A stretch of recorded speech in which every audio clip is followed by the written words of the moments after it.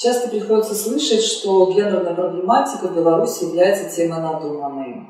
При такой постановке вопроса интересно несколько вещей. С одной стороны, люди знают о существовании слова «гендер», и, видимо, благодаря гендерным рубрикам, которые часто публикуются в средствах массовой информации, и эти замеры делаются отдельно нашим Белстатом. А помимо этого в стране у нас реализуется и утвержден уже 4-й план по гендерному равенству, который тоже попадает в СМИ и о котором периодически говорят. С другой стороны, вот это, так скажем, отрицание значимости этой темы для Беларуси можно объяснить все еще существующим непониманием терминологического различения двух понятий гендер и пол. А развлечение это очень важное, и оно существует для того, чтобы не путать биологический пол и социально конструируемые и достаточно разные в разных странах, имеющие разное значение в разных странах, понятия мужественности и женственности. То есть биологический пол и гендер – это понятия не тождественные друг другу. И из этого следует, что мужчины и женщины не только биологически разные, но они еще и социально неравные существа.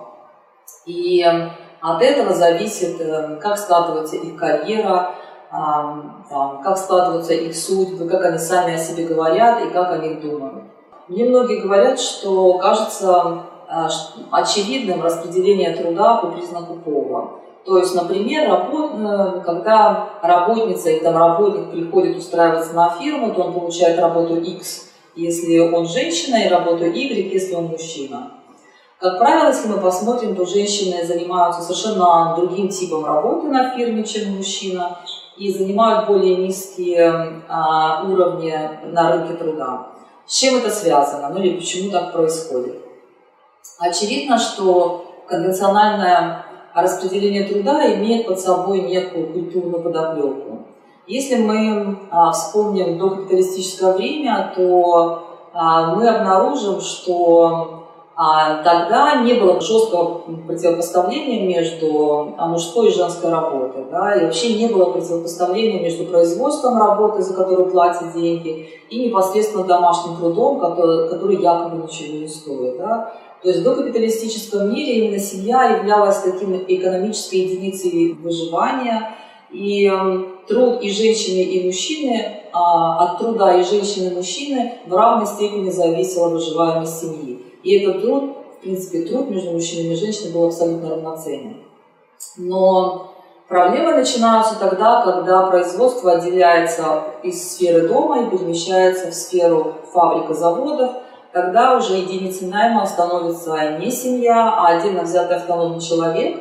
И вот здесь начинаются проблемы, в частности у женщин, потому что женщин нанимали, конечно, они работали, но тем не менее им платили меньше именно потому, что она была ненадежный работник, она могла в любой момент родить. А в определенный момент возникли даже списки запрещенных для женщин профессий.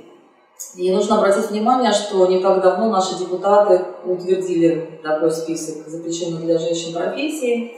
И с одной стороны, или скажем, на первый взгляд, кажется, что ведь это хорошо, когда государство заботится о женщине, скажем, ведь она будущая мать, А тем не менее, если мы внимательно посмотрим на этот список, то мы обнаружим много интересного. Мы, допустим, обнаружим, что высокооплачиваемая работа, она выводится из компетенции женщин. И, на мой взгляд, сегодня депутатам стоило бы подумать, наверное, не о составлении некого или утверждении некого списка запрещенных для женщин профессий, а стоило бы подумать, наверное, об автоматизации вот этих опасных профессий для жизни.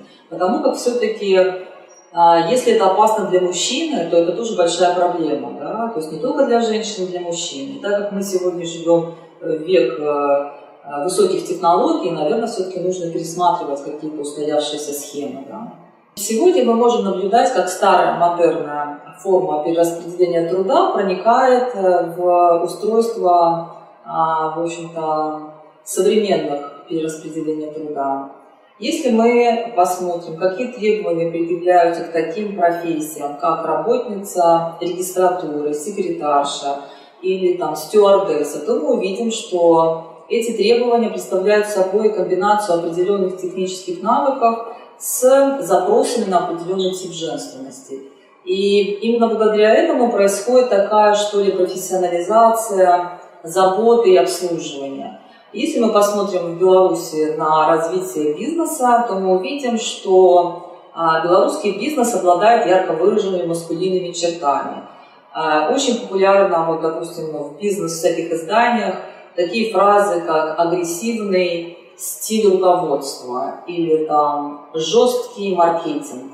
Таким образом, конструирование профессии базируется на некой манипуляции между физическими свойствами мужчин и женщин и некими канонами маскулинности и женственности, которые считаются нормализированы в данном обществе. Почему об этом важно говорить? Потому что в Беларуси бизнес носит такой ярко выраженный маскулинный характер, а вот уход за ребенком ярко выраженный женственный характер. Именно женщина у нас может. В Швеции мы видим совершенно другую картину, когда мужчины с удовольствием ходят ухаживать за детьми в декретный отпуск, и это является показателем мужественности и маскулинности, да, в шведском обществе.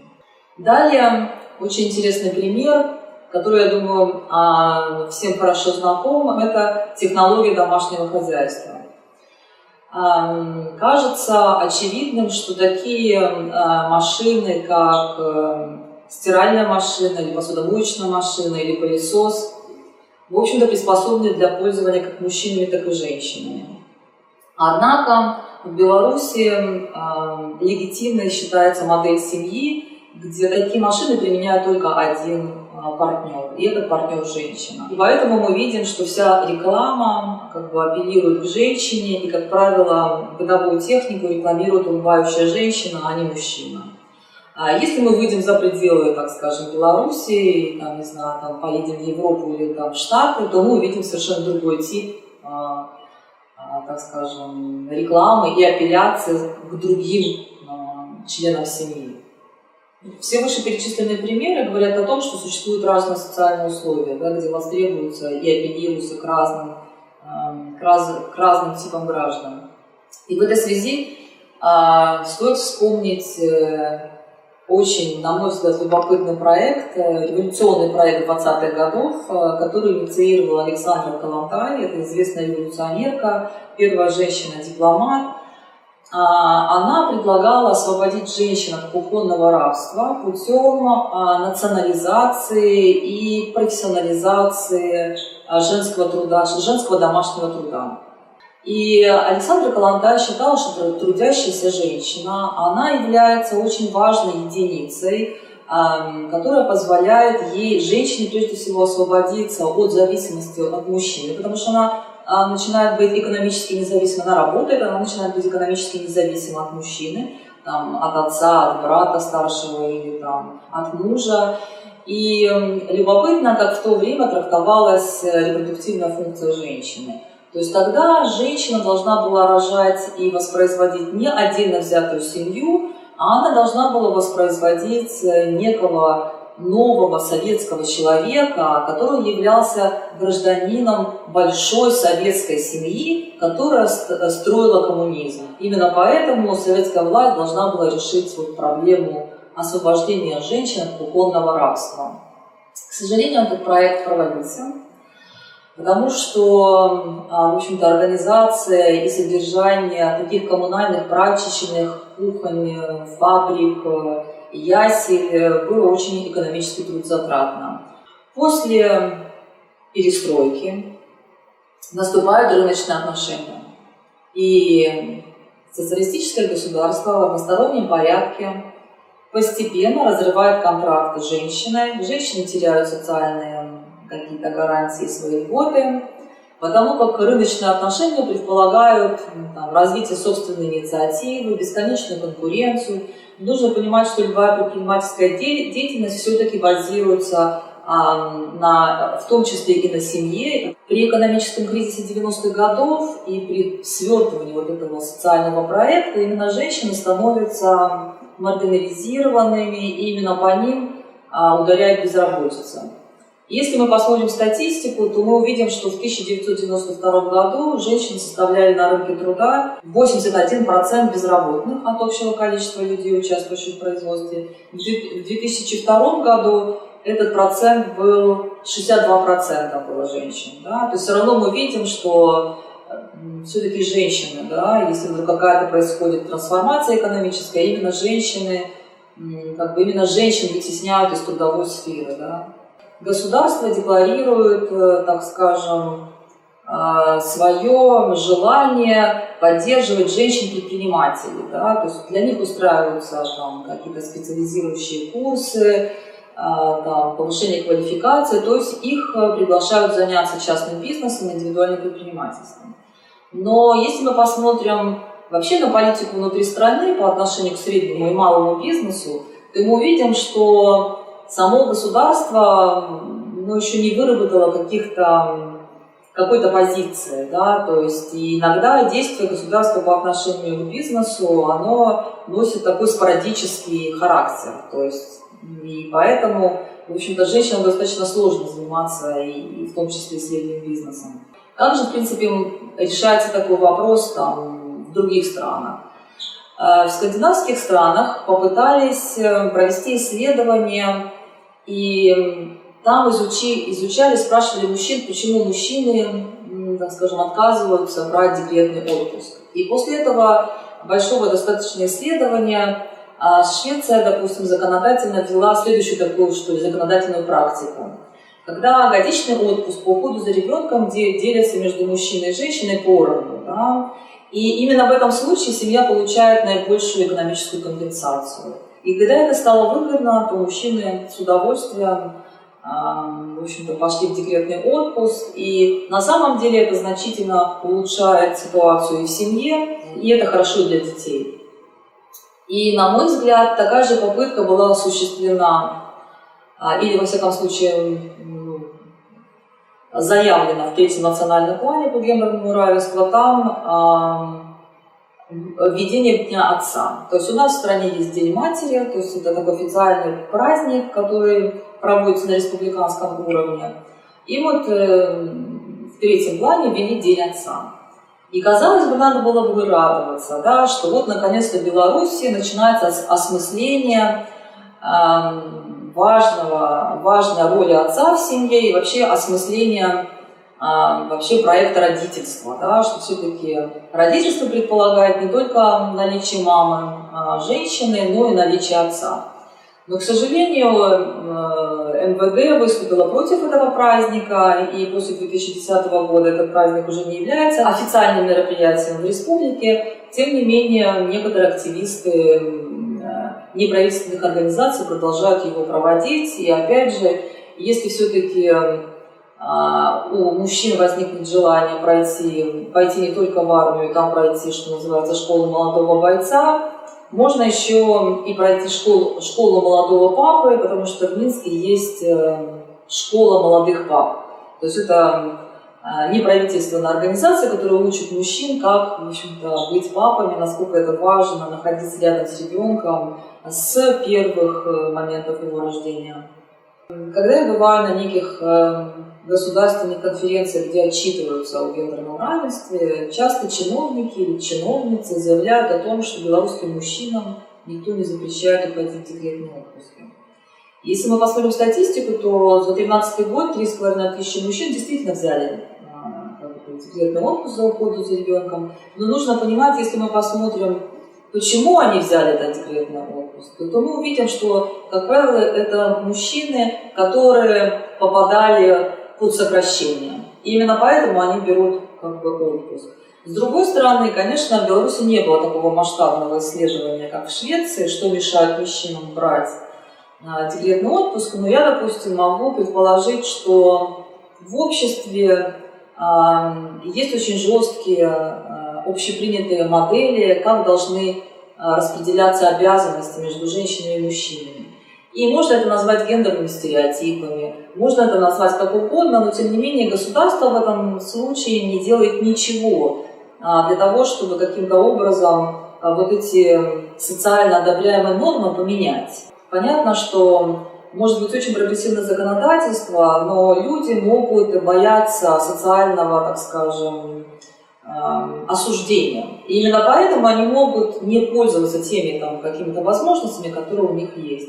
Потому что все-таки в Швеции перед тем, как вводить вот эти законодательные вещи, конечно, были проведены, на мой взгляд, очень серьезные такие качественные социальные кампании, которые, в общем-то, позволили людям понять, что это полезно будет для всех, в том числе и для развития человеческого потенциала всего общества. Да?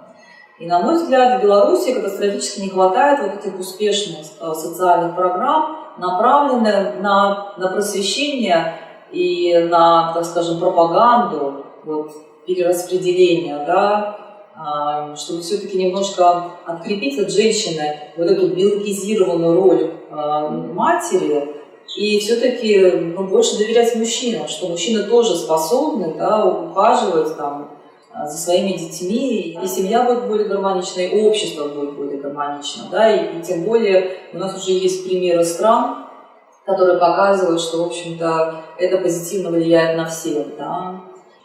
И, собственно говоря, это все говорит о том, что гендер, он был, есть и будет, он изменчив, то есть гендерные отношения изменчивые, они разные в разных странах, и они, в общем-то, связаны с деторождением и с перераспределением труда по уходу за ребенком, с перераспределением, кто делает бесплатную, но необходимую работу, да, кто зарабатывает деньги на рынке труда. Опять же, они могут быть выгодны или невыгодны разным группам населения. Опять же, здесь можно поговорить и о некой иерархии внутри, так скажем, внутри семьи, да, это тоже с этим связано.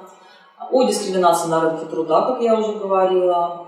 И, в общем-то, если мы научимся анализировать все вот эти связи, да, здесь и сейчас, то мы поймем, почему, собственно говоря, достижение гендерного равенства в Беларуси пока очень сильно буксует, да, потому что все-таки женщина у нас пока остается таким менеджером домашней сферы, которая является жизненно необходимой, но, к сожалению, абсолютно социально непрестижной. Да. И пока женщины, в общем-то, повязаны этой всей традиционной ролью, они становятся заложниками этой традиционной роли. Да? Поэтому, собственно говоря, очень важно эти гендерные стереотипы расшатывать и показывать, что если все-таки мы все хотим быть современными, да, то нужно попробовать как-то переосмыслить стереотипы, которые нам навязывает достаточно